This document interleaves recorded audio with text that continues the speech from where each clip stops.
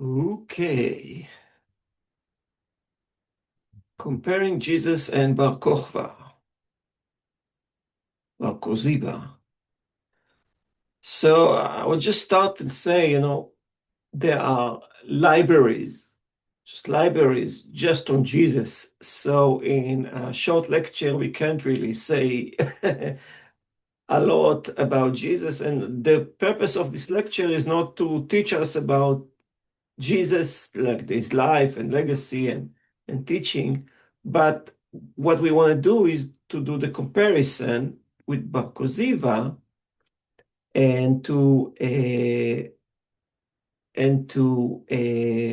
from those comparisons to try to tease out what does it mean to be a Jewish Messiah from at the time of the first century uh, when the Gospels were written down and where Bar Kosiba's rebellion took place. It's more or less the same period of time, when we're looking back 2000 years back into our days, this more or less the same period of time.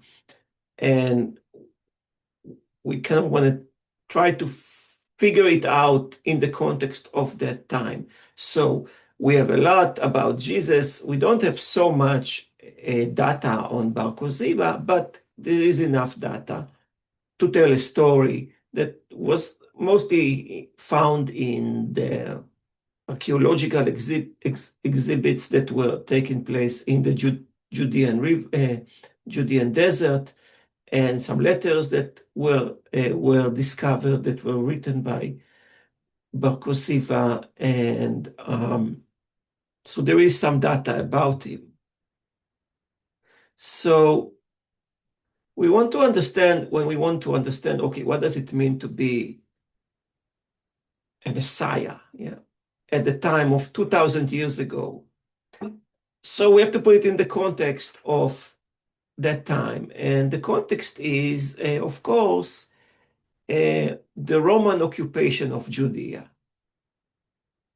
Yeah, so Rome introduced itself into that region, conquered the territory. First, there was Herod, a puppet king, and then after Herod came rulers. There were not kings that occupied Jerusalem all the way until the year 70, where the temple was destroyed. Why was it destroyed? Because there was a rebellion. So we can identify this like 70 years from year one, yes, that we count, until year 70, more or less, a period of social unrest that is the result of a Roman occupation of Judea. Now, at that time, Rome was basically the only empire of that time. There was only one empire. Rome ruled the ancient world. There was a time of great prosperity and peace, but the Jews who lived in Judea, in Jerusalem, didn't like Rome, didn't respect Rome. They wanted to have independence. They wanted to be able to live their life according to the way they understand.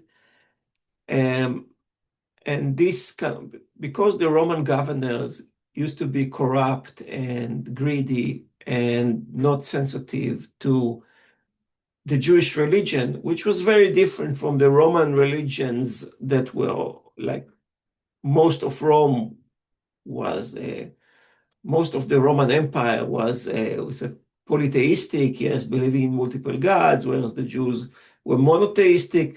This created tensions. And at that period of time, um,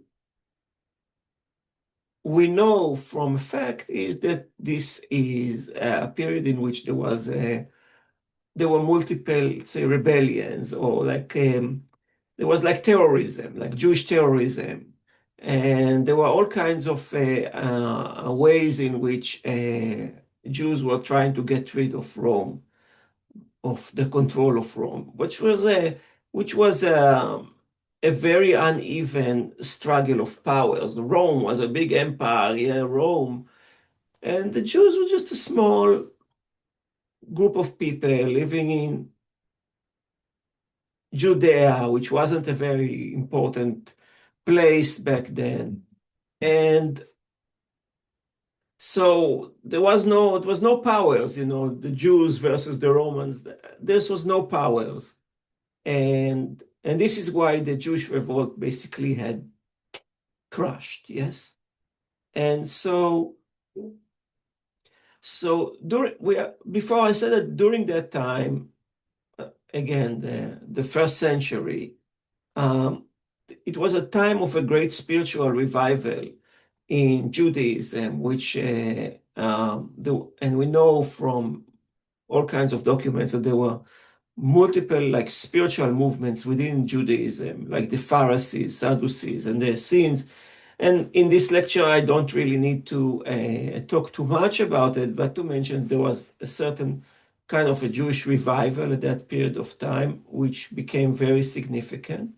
And let's say that everyone was against Rome. Everyone wanted to get rid of Rome. The question was exactly how to how to do it. And some people believed in, as I mentioned earlier, terrorism, yes, in militant, physical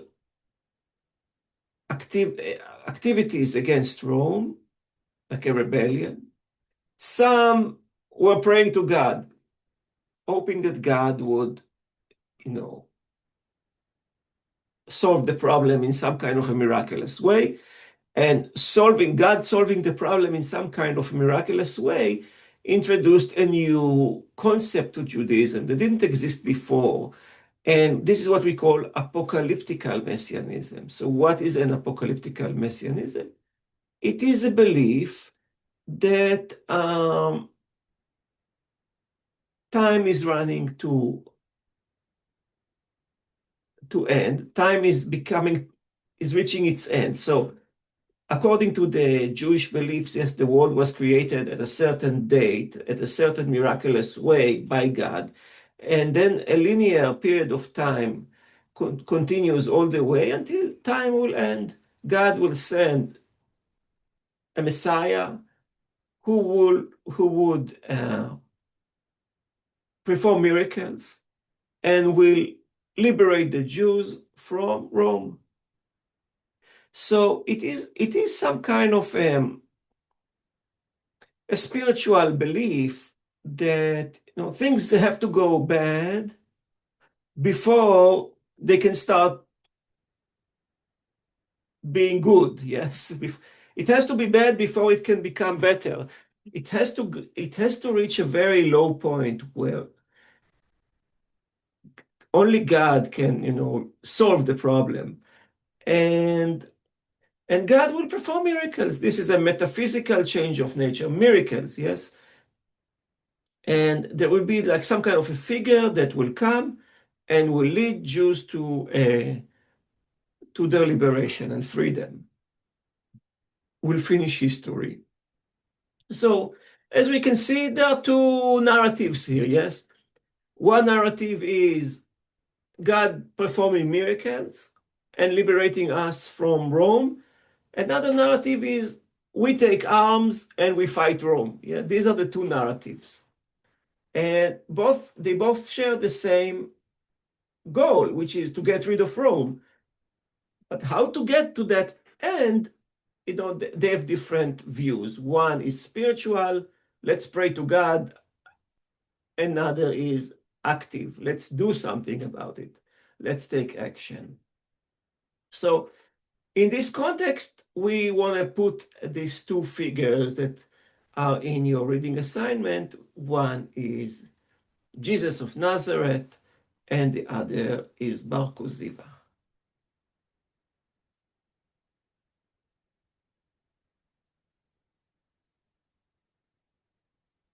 Okay, so who was Jesus of Nazareth? As I said,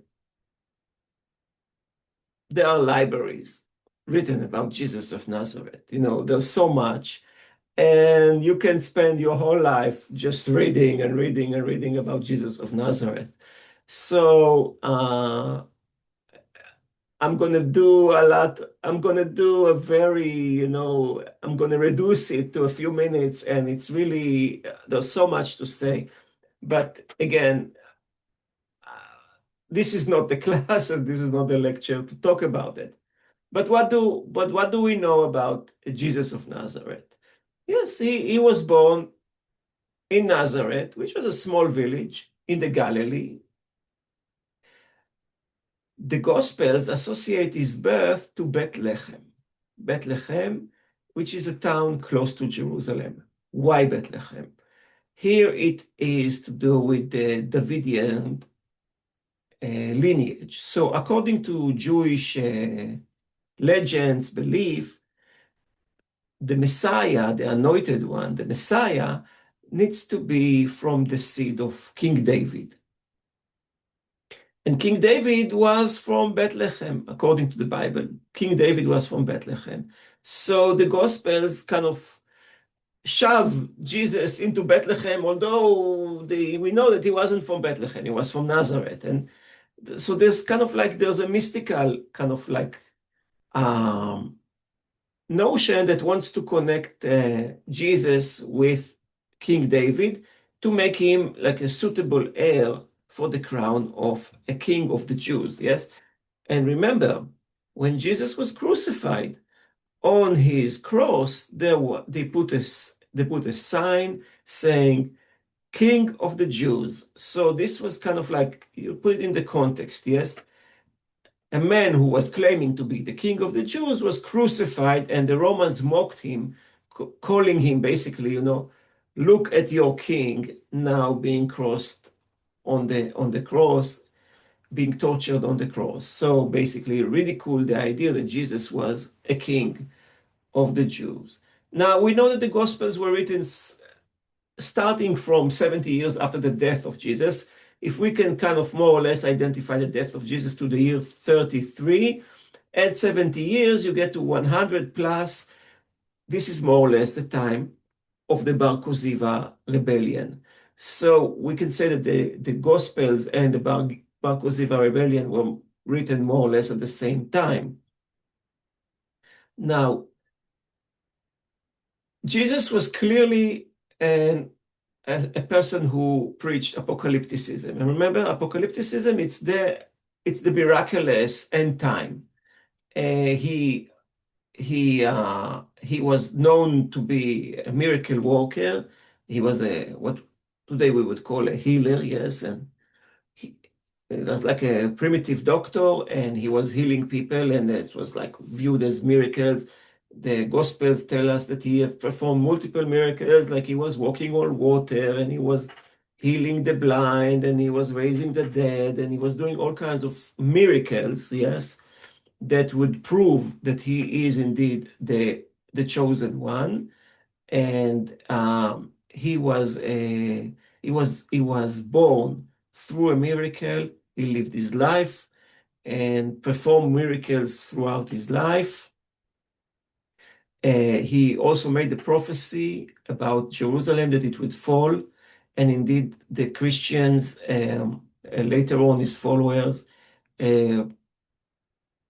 put a lot of emphasis on this specific prophecy, because for them it was because Jerusalem indeed fall 40 years later, and then they were able to associate Jesus' prophecy with a proof that it was indeed fulfilled, another proof that he was indeed the Messiah, the chosen one, and they developed Christological beliefs that after his death he was raised from the dead and went to heaven, and there were a few witnesses who saw him as a dead person, including Maria of Magdalene and other people who saw him as a ghost. And Jesus' Sermon on the Mount is a very famous speech about ethical behavior, and kind of like redefining, in many ways, very similar to things that were written in the Talmud later and in the Mishnah that kind of like bring into spiritual reforms. Later on, the spiritual reforms that were associated with the teaching of Jesus has transformed into a new religion, yes, Christianity. Jesus was not a Christian, yes, let's put it like that, very clear on the table. Yeah, Jesus was not a Christian, and also his first followers were not Christians. Christianity became a separate religion that departed from Judaism at a later stage, and there is a debate, how late it departed from Judaism to become a different religion altogether. Some say the failed rebellion of Bar Kokhba accelerated this process of departure of the two religions. And from a Christian perspective, Jesus was the Son of God and the Messiah. We call it Christology, yes, the belief in Jesus as the Messiah and the Son of God. It's called the Trinity. Yeah, these are the terms. Okay, so the kind of like we definitely can see how Jesus of Nazareth fits into the category that would be called apocalyptical messianism. Yeah, a belief in a man sent from heaven, changing the course of history and performing miracles and bringing time to end, which is the belief in the second coming of Christ. When he will come down from the clouds, he will end history. Now, who was Bar Kosiba or Bar Kosiba? He was called by Rabbi Akiva a Messiah king, a king Messiah. Rabbi Akiva, who was a great sage of his time, truly believed that the rebellion that Bar Kosiba is leading will create him a Messiah. Yeah, he called him a Messiah, a king Messiah. And by calling him king, we can already, understand what was the purpose of this rebellion. So the rebellion was to get rid of Rome. The rebellion lasted for 3 years, from 132 to 135, and it's still remembered in the Jewish memory, in the Jewish calendar, with the Lag BaOmer celebration that typically is celebrated by bonfires, this was the way of sending the message that the rebellion began, bonfire. People were lighting their fires in order to send the message, to transfer the message that the rebellion began. But the rebellion failed, and the result of this failed rebellion were very devastating in Jewish history. Rome was very upset about this rebellion, and they decided to punish the Jews very severely. And as the result of this rebellion, there was another exile of Jews. There was another generation of Jewish slaves. The punishments were very severe for this rebellion. So we can say from a strategical perspective, this was a terrible failure, terrible failure. So what do we know about Bar Kosiba? He didn't call himself a Messiah. He didn't call himself king, but called himself a Nasi, a prince. He wanted to, he issued a rebellion that lasted for 3 years. And if it was successful, he would have reestablished a Jewish monarchy, just like the Maccabees. 200 years before him, there was a Jewish rebellion against the Seleucid Empire. The rebellion was successful, a monarchy was established, it lasted for about 100 years. He would have done something similar. We know from the letters that were found that he was really, really religious. He was really observant of the religious law, very careful observant of the religious law. And we can understand that if he would have succeeded and established a monarchy, he would have probably make it quite theocratic, meaning the religious law would prevail in it. Unlike the trends of that time, which were more Hellenized, more assimilated. So we can say Bar Kokhba was he would have like stood against the assimilation of the Jews and would have established a theocracy, a religion, a state that is a monarchy that is governed by religious laws. He died in the battlefield. His rebellion was crushed. No one ever argued that he was going to be second coming, like the Christological arguments were never, and they called him a failed Messiah. So these are the two stories, the two different people, two different stories. One more on the spiritual level, a rebellion against Rome is manifested through spiritual activities, One is a leader of a rebellion. And, you never really know because it might have been, as I mentioned, Jesus, when he was crucified, the Romans mocked him and called him King of the Jews. And what it really meant that they saw him as a rebel. He was rebelling, and this is why he was crucified. And who knows, maybe he would have developed over time if he wasn't killed, into something similar to Bar Kokhba. You never know. The Romans suspected that he was planning a rebellion, and this is why they killed him. And maybe he did. Maybe it was. There are some indications that it might have been like that. It's unclear. So now let's compare them. Both Jesus and Bar Kosiba were called Messiah by their contemporaries, but the meaning of the term was understood differently. Yeah. Those who called Jesus Messiah meant in a spiritual way. Those who called Bar Kokhba, Bar Kosiba as Messiah, and by the way, I call him Bar Kokhba because the Rabbi Akiva called him Bar Kokhba. He changed his name, he played with his name a little bit. Kokhba comes from the word star. So he's the son of the star, like a superstar, yes, like a superstar. So this is why, so Bar Kokhba meant that he was a star, he was a Messiah, because he led a rebellion, yes? And those who followed Jesus called him a Messiah because he was also leading a rebellion, but it was more on the spiritual level, not on the physical level, yes? So you can see already what does it mean to be a Messiah? A Messiah is someone who leads something to happen that will cause the Roman to disappear. Yes, this is a Messiah.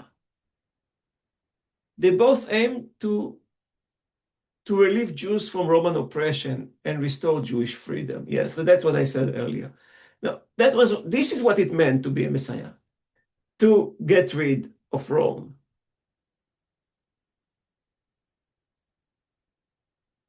Now, it has two steps. First, get rid of Rome. This is a physical getting rid of, yes? Secondly, create reforms. And both Jesus and Bar Kokhba preached for spiritual reforms and piety. Different reforms, different piety, but they both understood that something from a religious point of view has to change. And so they were both preaching for reform. Now, if we look at Bar Kosiba, yes, he liberated Jews. He wanted to liberate Jews from Roman rule and introduce new piety to his kingdom. He failed, he died, and this was the end of it. He was understood as a false Messiah. Yeah, this was the end of it.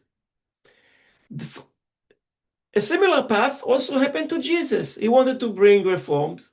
He failed. He died.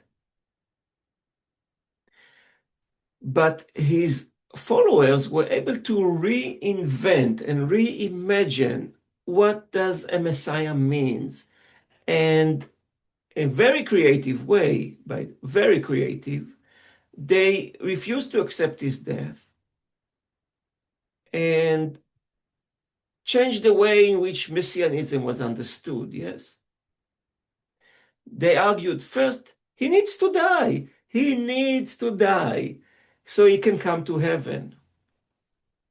His death establishes a new movement, Christianity, yes, which is a reformed movement of Judaism. Yes, it's a reformed movement of Judaism. And when he will come back, then he can finish the job. Yeah, then he can defeat Rome. Then he can defeat and bring salvation and bring freedom and finish the job. So basically, Bar Kokhba first wanted to finish the job and then introduce reforms. The followers of Jesus said, no, first we have to introduce reforms, and then at a later stage in the future, we will finish the job and bring salvation and freedom for the entire world. So this is kind of like, in a nutshell, the way I understand these two figures and how they are, you know, comparable to one another. Thank you. And I will stop it here.